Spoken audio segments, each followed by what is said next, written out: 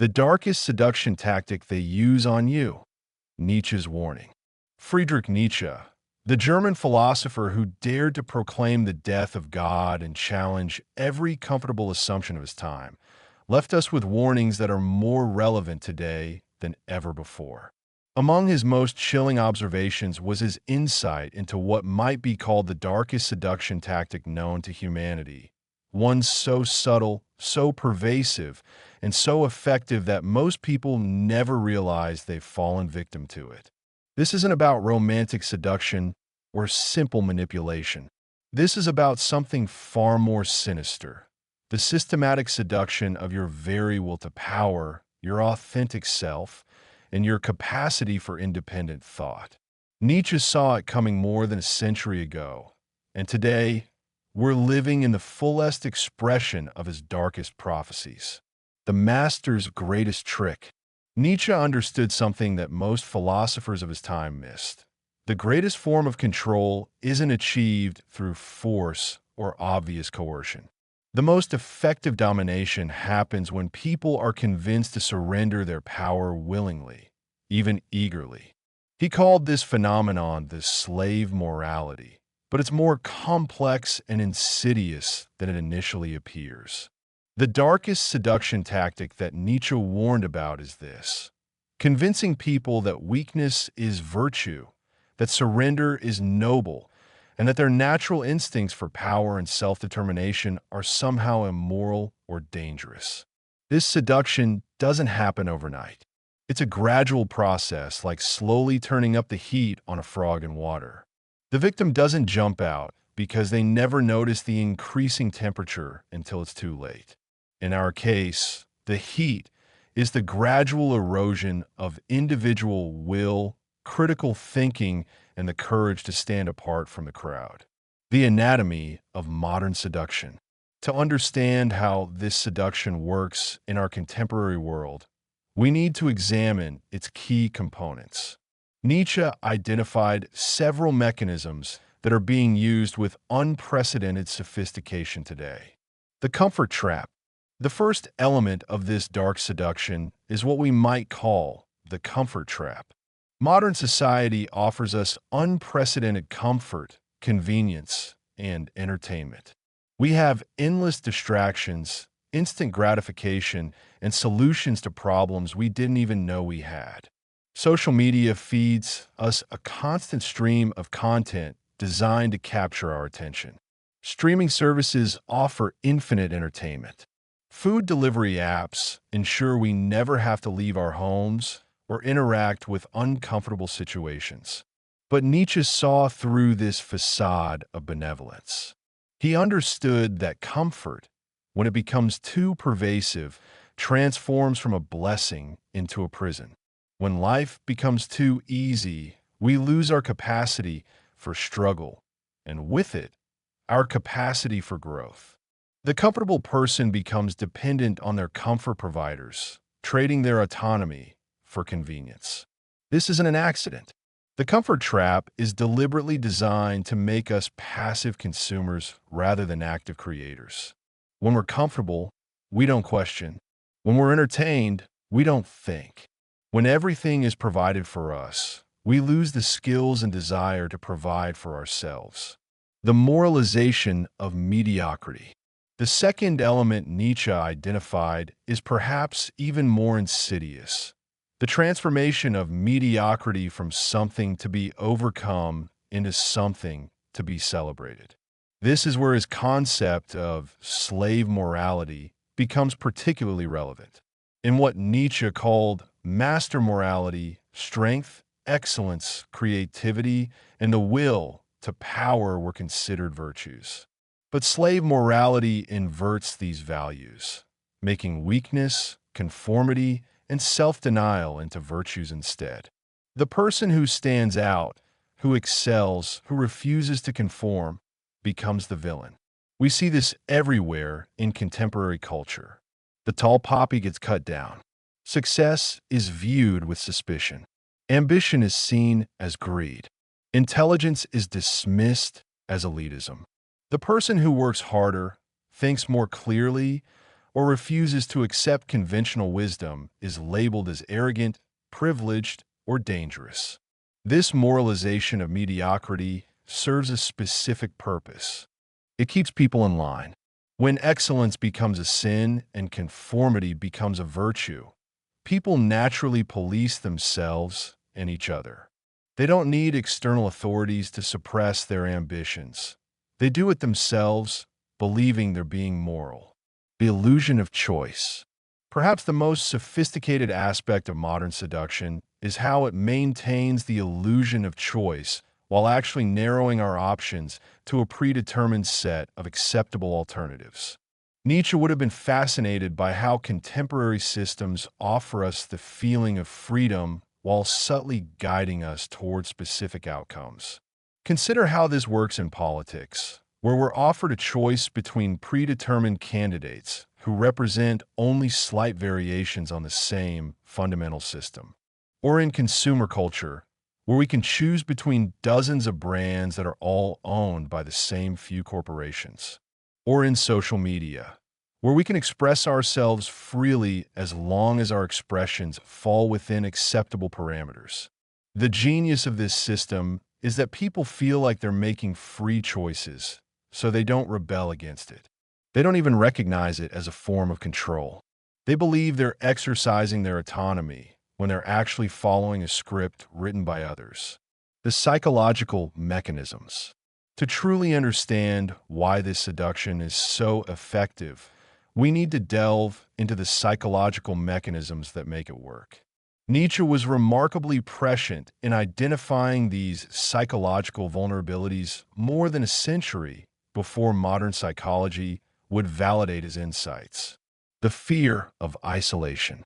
Humans are social creatures, and the fear of being cast out from the group is one of our deepest evolutionary fears. This fear is so powerful that most people will suppress their authentic thoughts and feelings rather than risk social rejection. The dark seduction exploits this fear by creating artificial social pressure around conformity. Through social media, traditional media, and cultural institutions, certain viewpoints are presented as socially acceptable, while others are painted as dangerous or immoral. People naturally gravitate toward the safe positions not because they've thought them through, but because they fear the social consequences of thinking differently. Nietzsche called this the herd mentality, and he saw it as one of the greatest threats to human potential. When people are more concerned with fitting in than with thinking clearly, they become easy to manipulate. They'll accept ideas not based on their merit, but based on their social acceptability. The comfort of authority. Another psychological mechanism that enables this seduction is our natural inclination to defer to authority. Most people find a responsibility of making their own decisions overwhelming, so they're relieved when someone else can tell them what to think, feel, or do. This creates an opportunity for what Nietzsche might have called false prophets, authorities who present themselves as having our best interests at heart while actually serving their own agenda. These authorities come in many forms.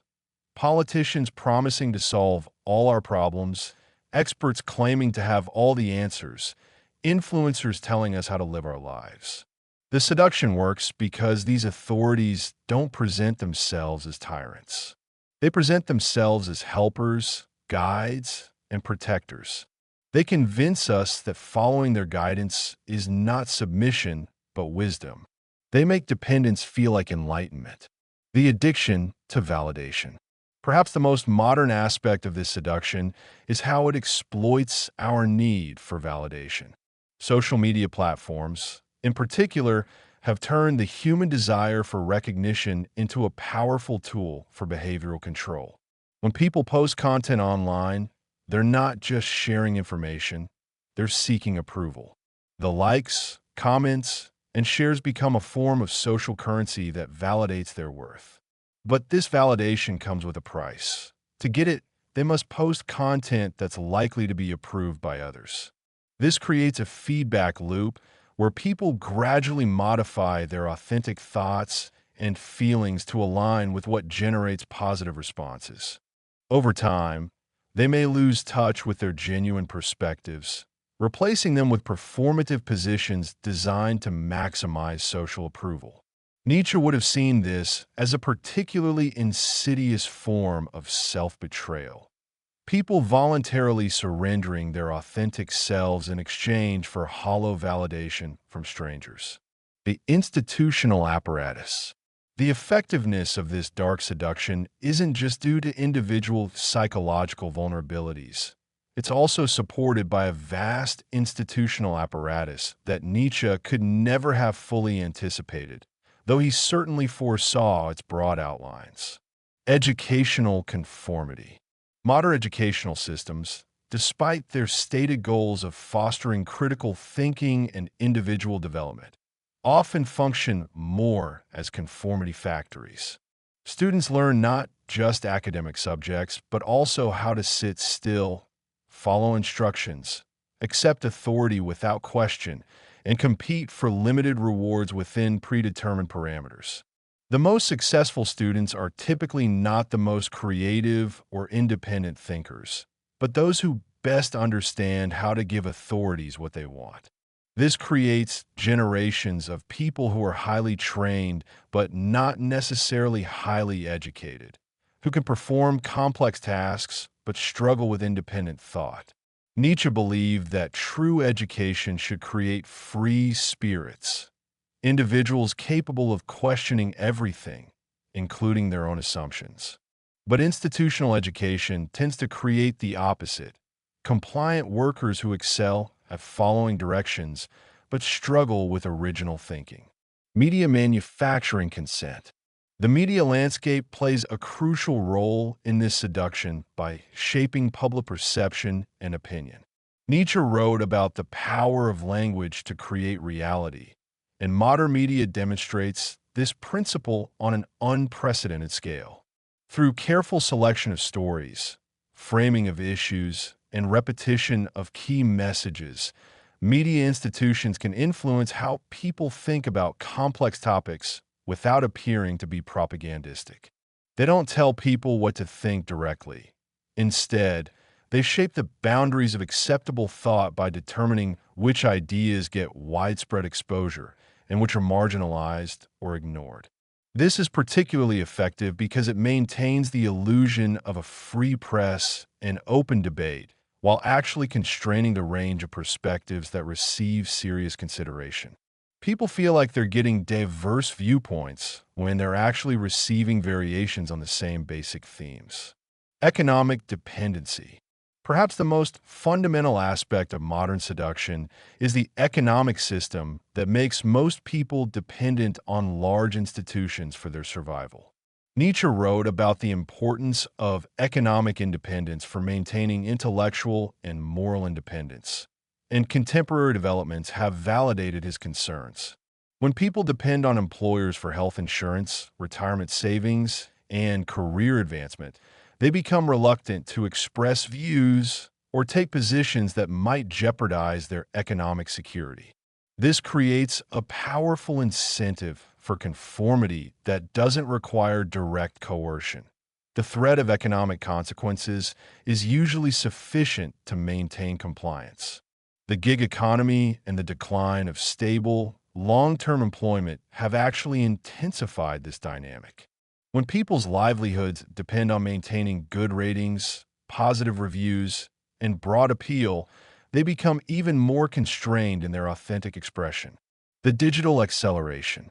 If Nietzsche found the seduction tactics of his own era troubling, he would be horrified by their digital amplification.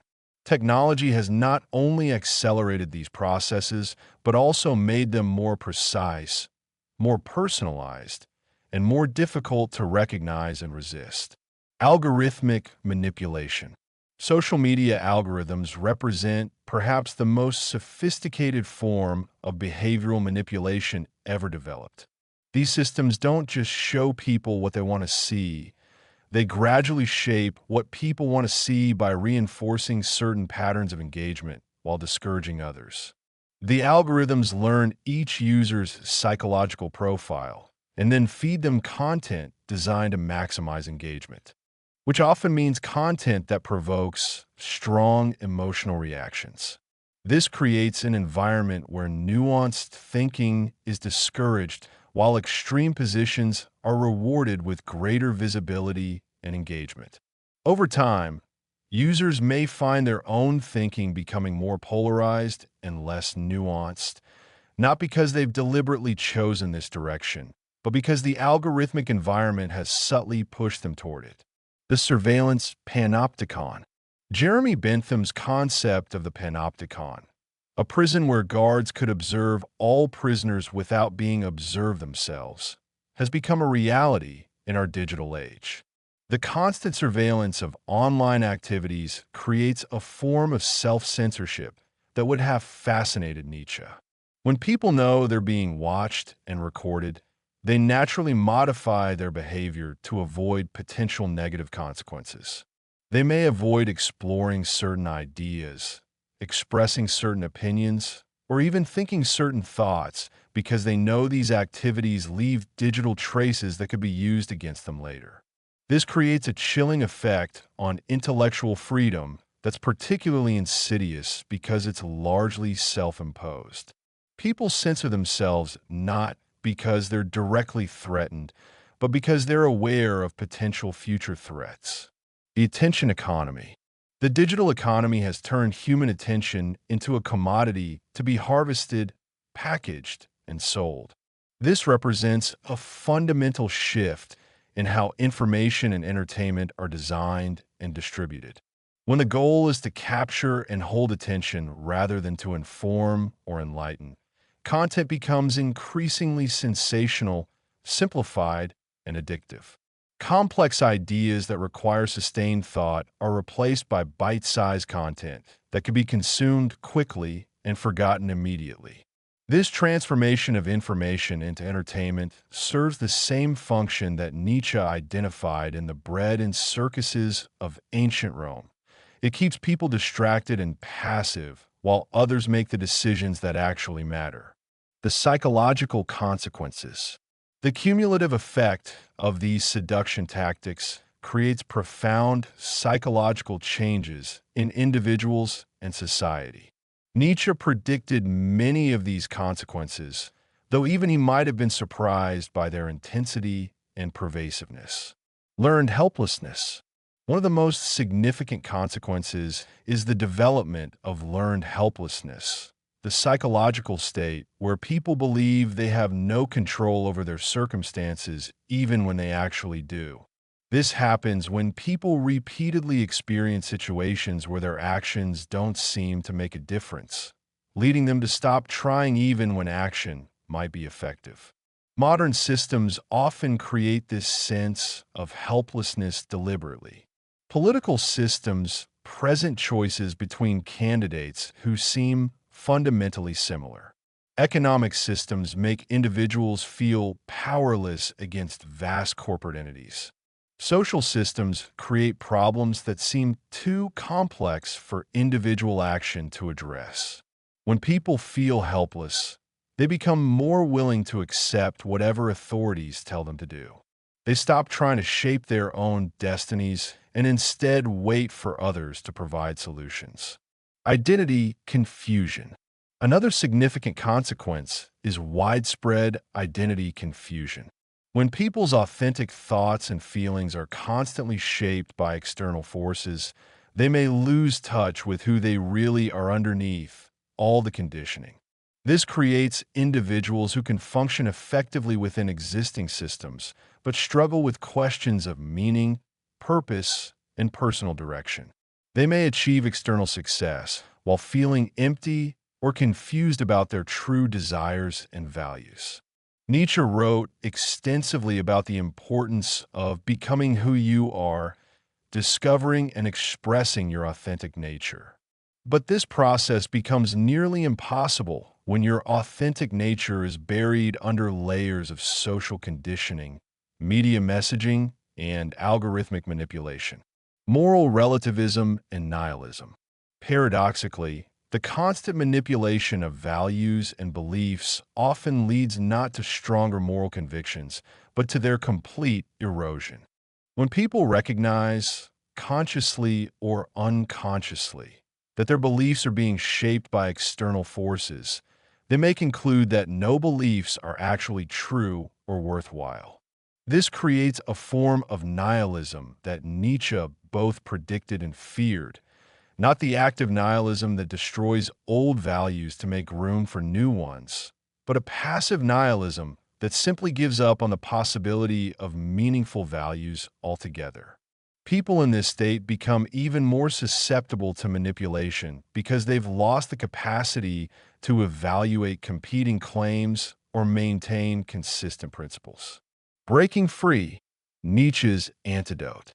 Despite the dark nature of his warnings, Nietzsche also provided guidance for those who wish to escape these seduction tactics. His philosophy isn't just diagnostic, it's also prescriptive, offering a path toward authentic freedom and self-determination.